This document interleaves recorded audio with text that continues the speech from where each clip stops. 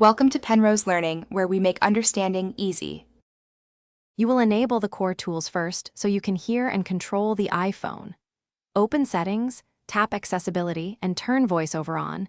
This gives spoken feedback for every touch. Once done, enable Siri and dictation so you can speak commands and enter text by voice. Make sure to set speech rate and verbosity to comfortable levels. The rotor gives quick access to punctuation and navigation. These steps create an immediately usable audio interface for all following actions. Now practice the gestures that let you move and act. Single tap to select, double tap to activate, and 3-finger swipes to scroll. These are the primary controls. Customize the rotor to include headings, links, and form controls so navigation matches what you need.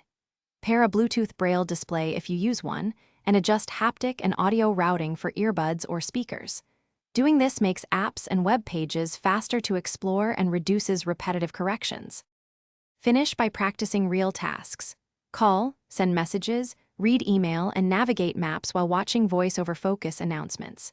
Use Live Listen and Magnifier for situational help, and set accessibility shortcuts for quick toggles with the side button.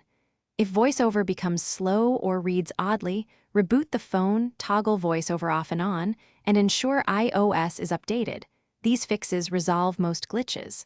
Finally, practice daily. Muscle memory and small adjustments make the phone consistently usable.